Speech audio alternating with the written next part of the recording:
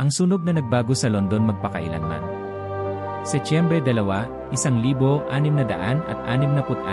nagising ang London sa kaguluhan ng isang maliit na apoy mula sa isang panaderya ang naging sanhi ng isa sa pinakamalalang sunog sa kasaysayan. Ang maliit na sunog ay mabilis na naging napakalaking apoy, pinalakas ng mga kahoy na bahay na siksikan. Ang malalakas na hangin ay nagdala ng apoy sa halos buong lungsod. Sa loob ng 4 na araw, naggalit ang Great Fire of London, winasak ang mahigit 13,000 kabahayan, 87 simbahan, at mga landmark tulad ng St. Paul's Cathedral. Sa kabila nito, kakaunti lamang ang buhay na nawala. Ngunit mula sa abo, bumangon ang katatagan.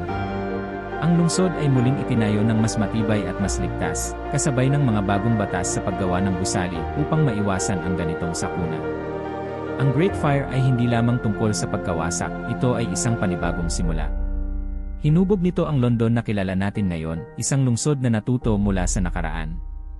Ang kasaysayan ay nagpapaalala sa atin na kahit sa pinakamadilim na panahon, maaari tayong muling bumangon at magpatuloy. Mag-subscribe para sa iba pang mga kwentong humubog sa ating mundo.